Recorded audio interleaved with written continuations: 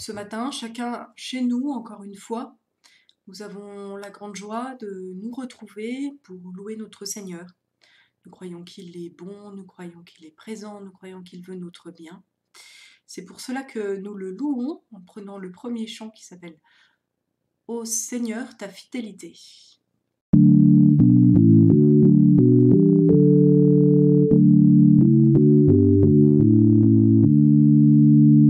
Ô Seigneur, ta fidélité remplit les cieux et ta bonté dépasse toute cime. Ta justice est pareille au mont, tes jugements sont plus profonds que le plus grand abîme. De la puissance du néant, tu veux sauver tous les vivants, toute chair, toute race.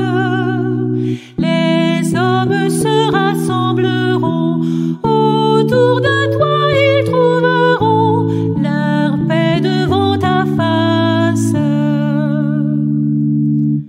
Que précieux est ton amour dans ta demeure nuit et jour, la table est toujours prête et tu nourris ceux qui ont faim de l'abondance de tes biens en un repas de fête. Ta joie est comme un flot puissant à la fraîcheur de ce torrent, nos cœurs se désaltèrent. La source de vie est en toi, par ta lumière l'âme voit triompher la lumière. Maintiens ta grâce aux hommes droits, donne à celui qui vient vers toi l'appui de ta justice. Garde-moi de tomber aux mains de ces méchants, de ces hautains, de peur que je faiblisse. Car ils voudraient chasser les tiens, les séparer de leur soutien, de leur seule assurance. C'est fait, tu les as renversés, ils ne pourront se relever. Gloire à ta délivrance.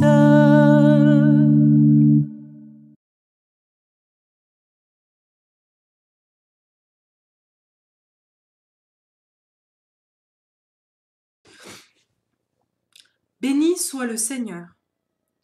Il nous a aimés avant que nous le connaissions. Il nous a donné sa parole pour que nous l'entendions. Il nous a donné Jésus-Christ pour que nous l'aimions. Il nous a donné son esprit pour que nous espérions. Béni soit le Seigneur. Il nous a fait sortir de l'impasse où nous étions. Il nous a donné sa parole pour nous diriger. Il nous a donné Jésus-Christ pour que nous retournions à lui. Il nous a donné son esprit pour changer nos vies. Béni soit le Seigneur. Il vient lui-même vers nous. Il nous donne sa parole pour nous faire connaître sa volonté. Il nous donne Jésus-Christ, le chemin, la vérité, la vie. Il nous donne son esprit et nous sommes joyeux. Amen.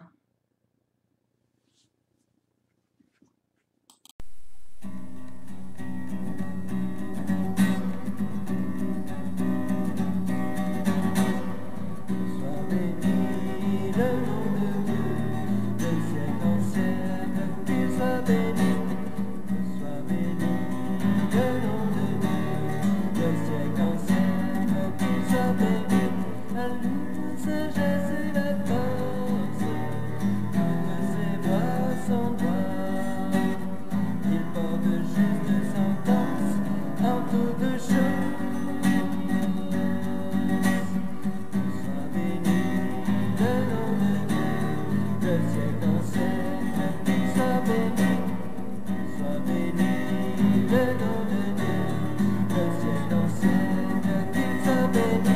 à lui le secret des abris. Il connaît les ténèbres et la lumière réside auprès de lui. Sois béni le nom de Dieu, de ses ancêtres, qu'il soit béni. Sois béni le nom de Dieu, de ses ancêtres, qu'il soit béni. À lui la gloire et la louange. Il répond aux prières. Il donne l'intelligence et la sagesse. Sois béni le nom de Dieu, de ses ancêtres, qu'il soit béni.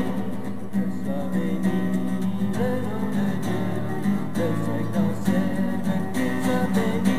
Rendons gloire à Dieu notre Père, à son Fils Jésus-Christ.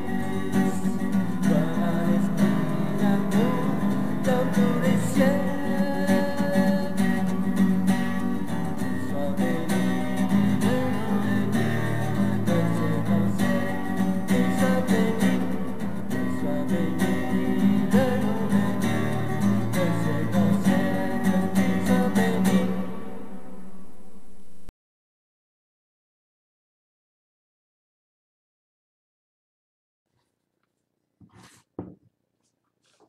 Seigneur, nous déposons devant toi nos soucis, afin que tu t'en préoccupes. Notre inquiétude, afin que tu l'apaises. Nos espoirs et nos vœux, afin qu'ils correspondent à ta volonté. Nos péchés, afin que tu les pardonnes. Nos pensées, afin que tu les purifies. Oui, Seigneur, c'est dans la repentance que nous déposons devant toi ce matin toute notre vie terrestre, afin que tu la conduises à la résurrection et à la vie éternelle. Amen.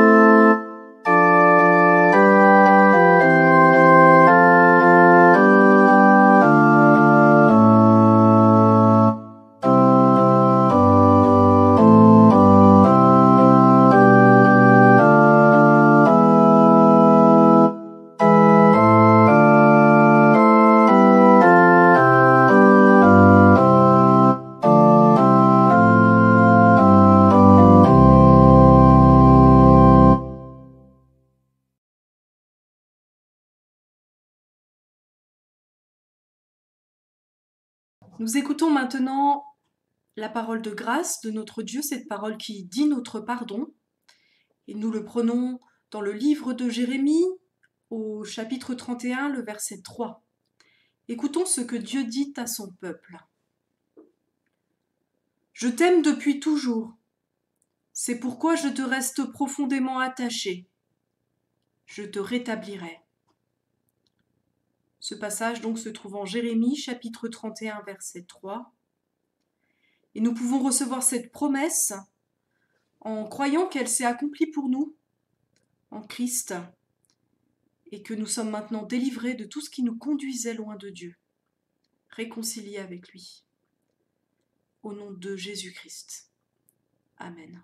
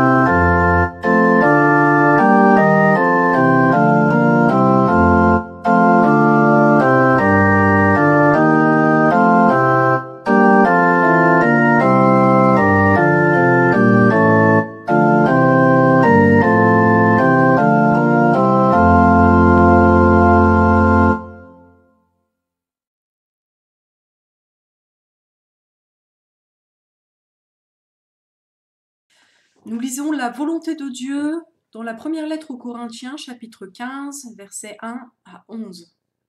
Je vous lis ce passage. Frères et sœurs chrétiens, je vous rappelle la bonne nouvelle que je vous ai annoncée. Vous l'avez reçue et aujourd'hui encore vous êtes attachés à elle. Cette bonne nouvelle vous sauve si vous la gardez comme je vous l'ai annoncée. Sinon, votre foi ne sert à rien.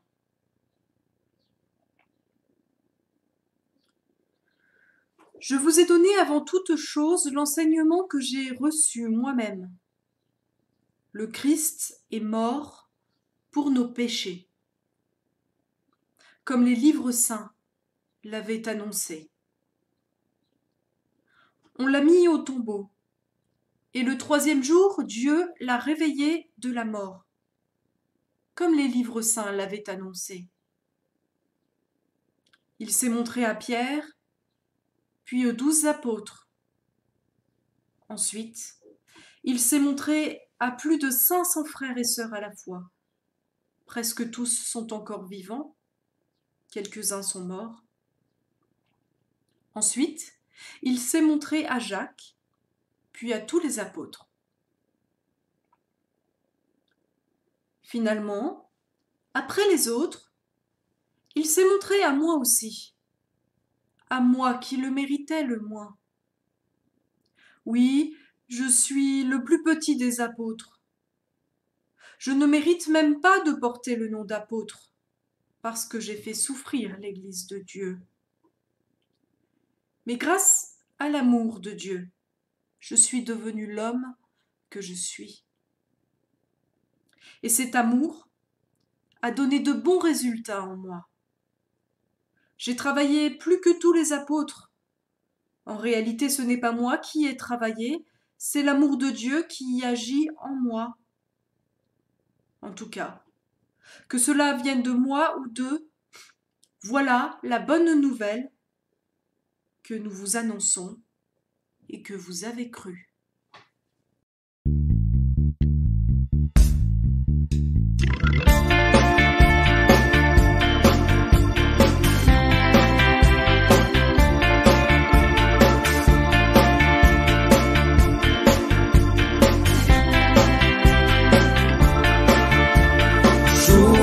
joie, jour de victoire. Il étend sa main d'en haut, me retire des grandes eaux. Il me saisit et me délivre. L'Éternel est mon appui devant tous mes ennemis. Dieu se lève avec éclat et il marche devant moi. Jour de joie, jour de victoire, il étend sa main d'en haut, me retire des grandes eaux. Il me saisit et me délivre. L'Éternel est mon appui devant tous mes ennemis. Dieu se lève avec éclat et il marche devant moi.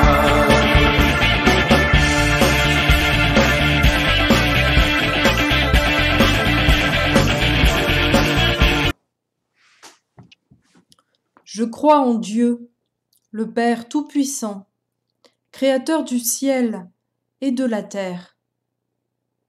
Je crois en Jésus-Christ, son Fils unique, notre Seigneur, qui a été conçu du Saint-Esprit et qui est né de la Vierge Marie. Il a souffert sous Ponce Pilate. Il a été crucifié. Il est mort. Il a été enseveli. Il est descendu aux enfers.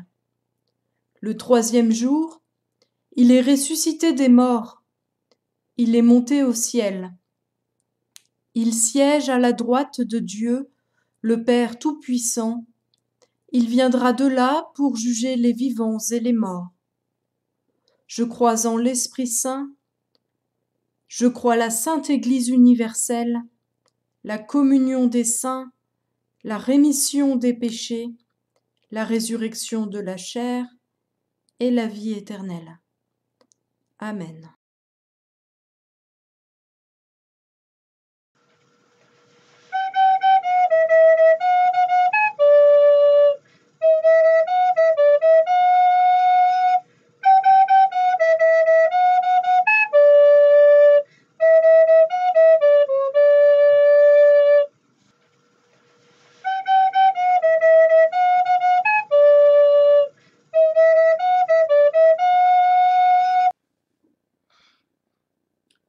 Seigneur notre Dieu, nous allons maintenant nous mettre à l'écoute de ta parole dans la Bible.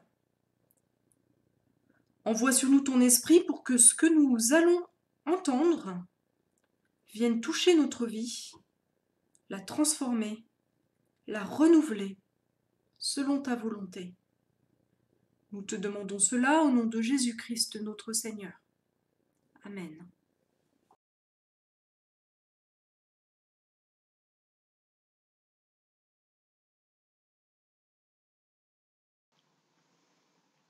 Nous lisons dans le livre d'Ézéchiel, au chapitre 36, les versets 24 à 36. Je vous arracherai aux nations, je vous rassemblerai de tous les pays, et je vous ramènerai sur votre territoire. Je vous aspergerai d'eau pure, et vous serez purifiés. Je vous purifierai de toutes vos impuretés et de toutes vos idoles. Je vous donnerai un cœur nouveau, et je mettrai en vous un esprit nouveau.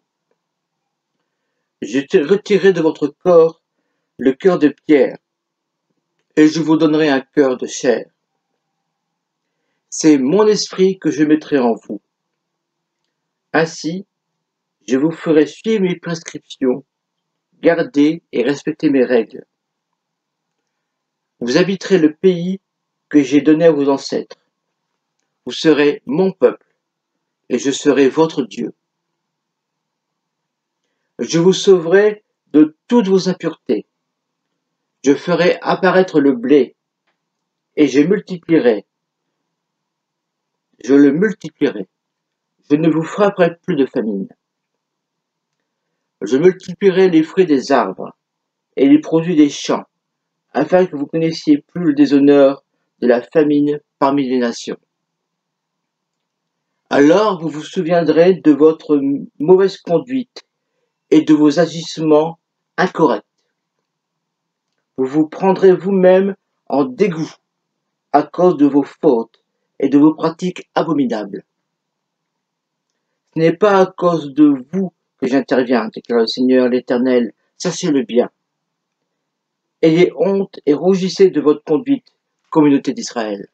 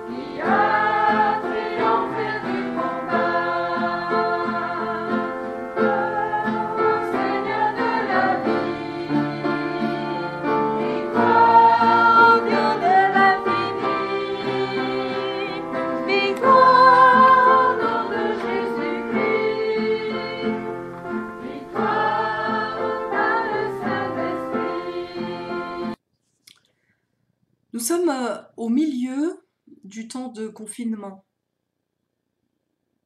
en tout cas théoriquement. Au début du confinement, peut-être que nous nous posions beaucoup de questions, nous nous demandions comment nous organiser. Et voilà qu'arrive la question de la sortie du confinement. Et ce thème qui revient souvent, celui du changement. Est-ce que ce temps mis à part nous aura conduit à des changements de vie, des changements de société, des changements de cœur? Ou est-ce que tout va redevenir comme avant? Avec cette question, peut-être, est-ce que la vie d'avant avait finalement vraiment du sens? Il y a ceux qui désirent que tout redevienne comme avant au plus vite, et il y a ceux qui espèrent un changement. Jésus est ressuscité, c'est ce que nous avons proclamé. Nous avons proclamé que cette vie nouvelle-là est disponible pour nous et déversée sur le monde. Et nous croyons que le changement est possible. Alors pendant ce temps de Pâques, nous allons regarder à plusieurs personnages que Jésus rencontre et qui voient leur vision des choses, leur cœur changer par Jésus avec lui. Et donc le premier personnage que nous allons étudier, c'est le personnage de Nicodème, qui se trouve au chapitre 3 de l'Évangile de Jean. Nous allons lire ce chapitre et nous allons voir quel changement s'opère en lui et quel changement pourrait s'opérer en nous de la même manière.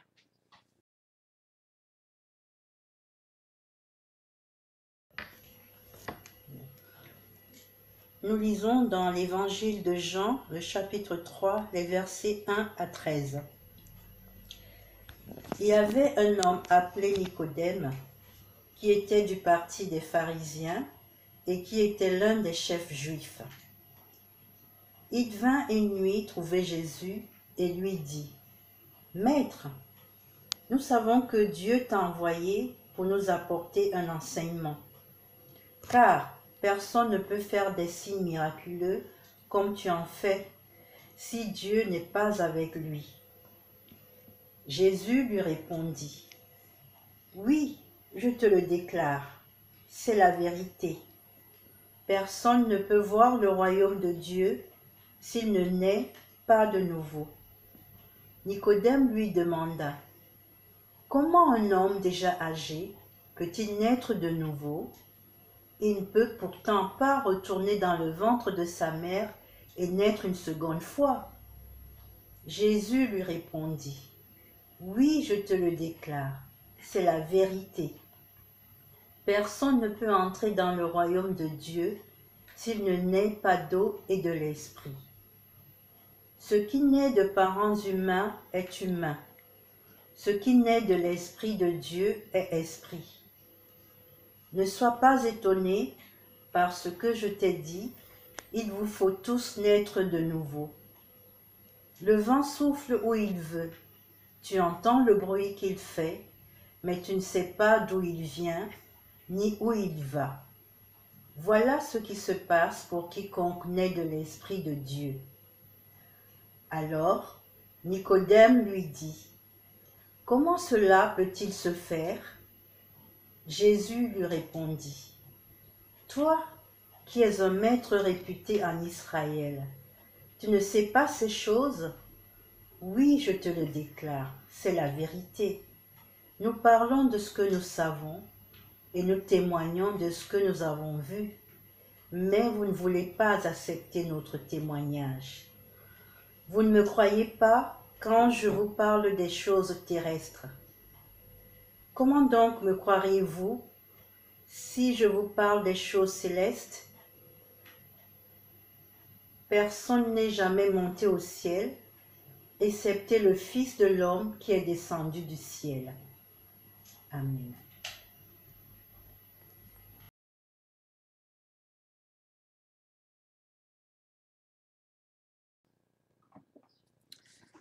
Il y a un peu plus d'une semaine, je crois, notre président Emmanuel Macron est allé à Marseille voir ses médecins qui auraient trouvé un traitement. Et alors là, tout le monde s'est mis à parler. Oh, c'est sûrement que ce traitement est bon, c'est sûrement qu'il va être autorisé, c'est sûrement que Emmanuel Macron va faire que le gouvernement change d'avis et que nous allons tous sortir de cette crise. Je crois que si Nicodème va voir Jésus de nuit, c'est pour éviter ce genre d'annonce un peu hâtive. Il est spécialiste de la loi de Dieu et il considère Jésus comme un autre spécialiste. Et il souhaite s'entretenir avec lui pour mesurer la validité de ses idées et puis éventuellement, s'il en trouve quelques bonnes, le publier plus tard, quand il sera certain. Quoi de plus normal pour un spécialiste de discuter avec un autre spécialiste pour se faire une opinion, quand quelque chose de nouveau est là. Quoi de plus normal, d'autant qu'aujourd'hui, nous n'avons plus besoin d'être spécialistes pour se faire des opinions sur tout et sur rien, sur les réseaux sociaux ou ailleurs. Mais Jésus fait comprendre ici à Nicodème qu'il n'est pas question d'une opinion nouvelle, ici, d'une opinion à élaborer, mais d'entrer dans une vie nouvelle, d'entrer dans le royaume de Dieu. Et alors là, la question pour Nicodème, c'est est-ce que je vais me faire une opinion et mettre en œuvre ce que je pense, ou est-ce que je vais me laisser transformer, changer par Jésus, humblement? C'est cette question-là devant laquelle nous serons aujourd'hui.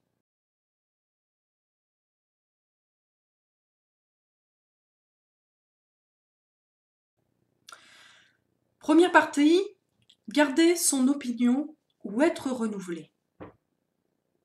Jésus dit à Nicodème, en vérité, je te le dis, à moins de naître de nouveau, personne ne peut voir le royaume de Dieu. Nicodème n'a pas le temps de poser sa question. C'est un petit peu comme si Jésus savait de quoi il allait lui parler. C'est un peu comme si Jésus savait que sa préoccupation, c'était le royaume de Dieu. La venue d'un roi sauveur qui viendrait apporter la paix et le bonheur. Jésus savait parce qu'en effet, il sait lire dans le cœur des gens et aussi parce que c'était une grande préoccupation parmi les pharisiens, dont est Nicodème. On imagine les questions de Nicodème. D'après toi, Jésus, comment sera le royaume? D'après toi, Jésus, quand viendra-t-il ce royaume? Donne-moi des arguments dans la parole, dans la Bible. Qui y entrera? J'aimerais comprendre ce que tu me dis, j'aimerais comparer, j'aimerais voir si cela est attesté dans les Écritures et me faire une opinion. À la grande surprise de Nicodème, donc, Jésus ne donne pas son avis sur le royaume. Il ne lui dit pas ce qu'il pense de l'objet royaume. Il dit juste qu'on peut le voir et que pour le voir, il faut naître de nouveau. Nous devons devenir différents entièrement dans nos manières de penser, de voir, de vivre. Notre cœur doit être changé de l'intérieur, comme le dit le prophète Ézéchiel que nous avons lu tout à l'heure. C'est alors que nous verrons Jésus comme celui qui apporte le royaume et que nous pourrons y vivre dès maintenant en laissant Jésus vivant être notre roi.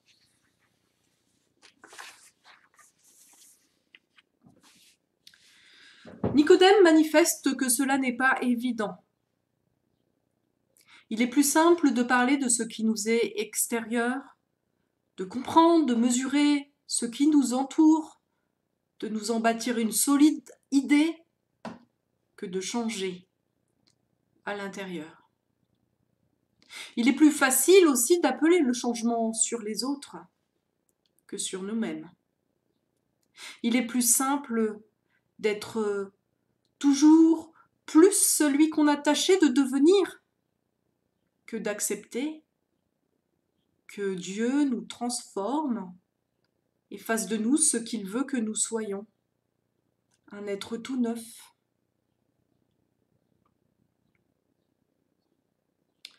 Mettons-nous donc à la place de Nicodème. Il est bien vu, il est bien considéré. Il a beaucoup travaillé pour accumuler toutes ses connaissances religieuses, le respect, le statut qui va avec. Il pourrait changer quelques petites choses à son opinion, y intégrer quelques idées que Jésus lui apporterait. Mais il a du mal à imaginer que ce changement implique de renoncer à tout ce qu'il a construit pour repartir à zéro. Imaginons-le disant à ses élèves, à ceux qui l'écoutent et le respectent, en fait, je me suis trompée depuis toujours. Alors je prends mes sandales de marche maintenant et je suis Jésus. Voilà, je suis plus votre maître, je le suis, c'est lui le maître. Imaginons cela. Et pourtant, l'expérience d'une transformation qui nous conduit à nous défaire de ce que nous étions avant est l'expérience que chaque chrétien connaît, celle de la conversion. Il y a des histoires très fortes, comme celle de ce marchand d'esclaves qui, touché par une grâce surprenante, abandonne sa sombre besogne. Il y a des histoires plus banales. Je mettais tout mon espoir dans la science, mais ça, c'était avant. L'écologie, c'était mon seul espoir, mais ça, c'était avant. J'étais pleine de rancœur, mais ça, c'était avant. Cette transformation qui intervient nécessairement au début de notre vie chrétienne, ce n'est pas une expérience unique. C'est tout au long de notre vie terrestre que Dieu veut transformer notre cœur, bousculer notre opinion, transformer, changer ce qui lui appartiennent.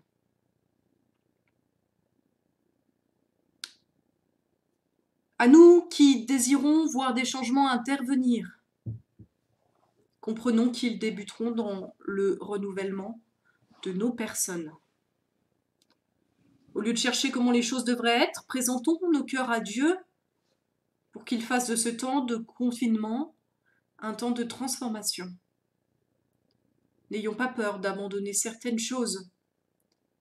Soyons comme un petit enfant, laissons Dieu faire de nous des petits enfants.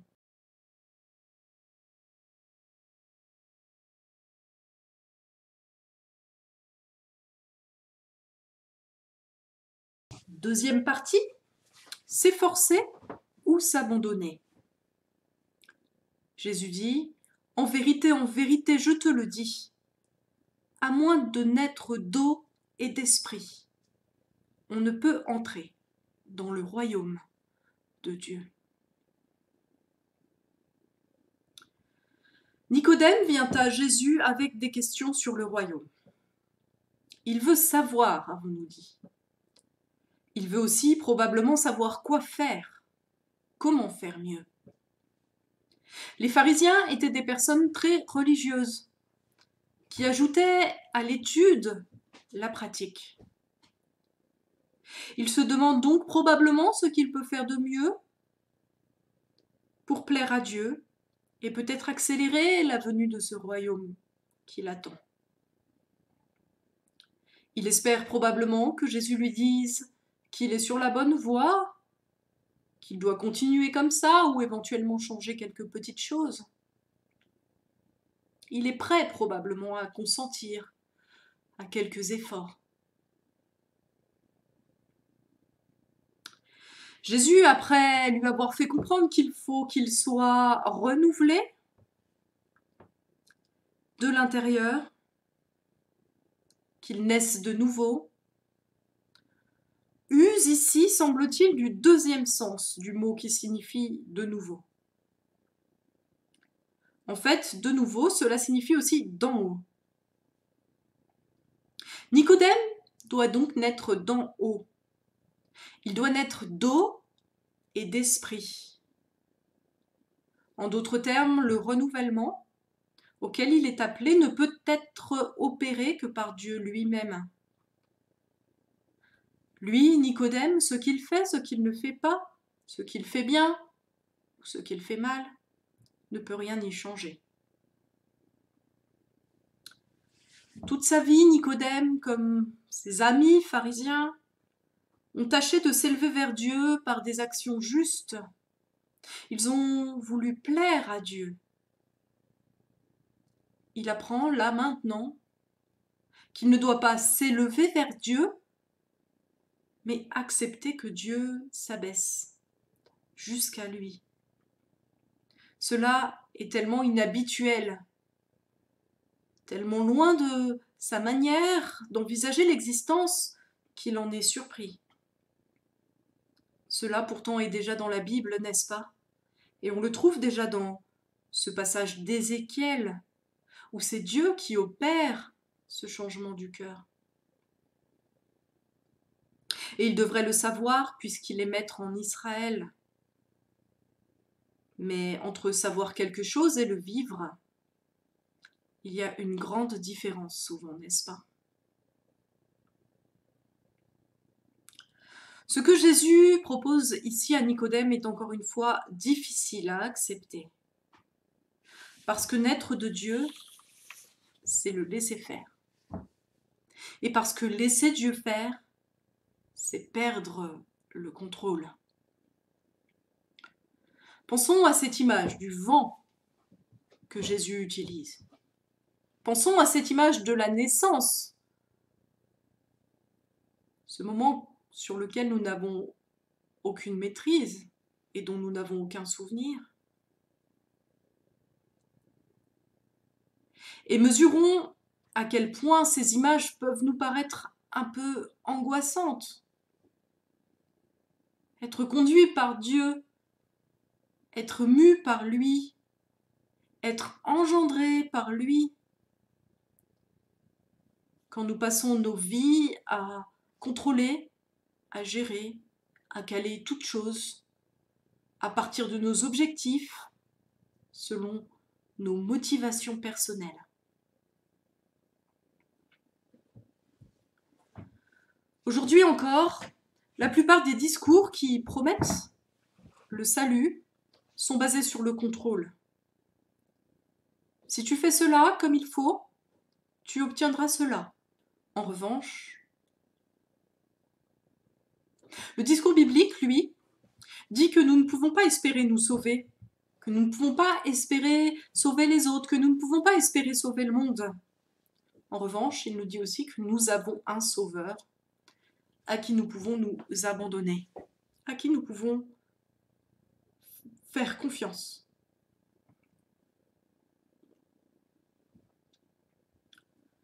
Beaucoup de personnes se demandent comment croire, comment s'approcher de Dieu, comment devenir croyant. La réponse est ici. C'est Dieu qui nous donne de devenir croyants.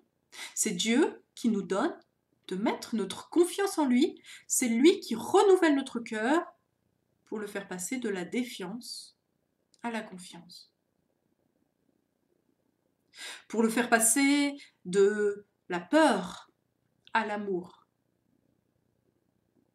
Alors, notre orgueil disparaît et toutes choses deviennent pour nous nouvelles. Nous pouvons aller à Jésus tel Nicodème, comme nous sommes encore. Nicodème était encore dans son orgueil intellectuel, mais il est allé à Jésus, et Jésus lui a parlé. Alors, à nous qui nous demandons comment nous approcher de Dieu, venons à lui tel que nous sommes, et croyons qu'il saura nous parler, qu'il saura nous convaincre, qu'il saura renouveler notre cœur. Car oui, Nicodème, nous le retrouvons à la fin de l'Évangile, du côté des disciples de Jésus. Alors croyons qu'il saura faire de nous des disciples. Encore, toujours et à nouveau. J'ai vu il y a peu un dessin humoristique sur Internet. Il montrait 3 files d'attente. La première, bien pleine, était la file de ceux qui critiquent. On la connaît, celle-là. La deuxième, assez pleine aussi, était la file de ceux qui disent ce qu'il faut faire. Et la troisième, beaucoup moins pleine, était la file de ceux qui font, effectivement. Alors soyons de la 4e file, de ceux qui laissent Dieu agir en eux, en Christ vivant. Alors, si nous sommes dans cette file, nous serons transformés. C'est alors que nous transformerons le monde. Amen.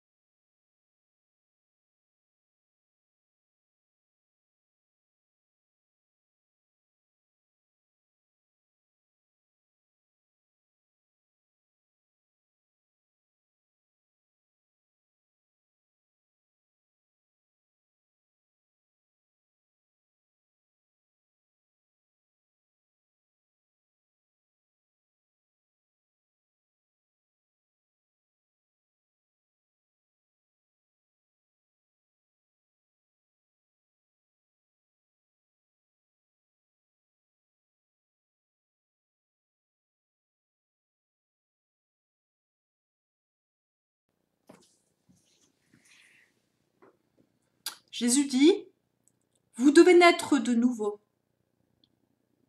Vous devez naître d'en haut. Seigneur, nous te présentons nos cœurs. Bénis-nous. Et nous irons tout nouveau avec toi, toujours. Amen. Seigneur,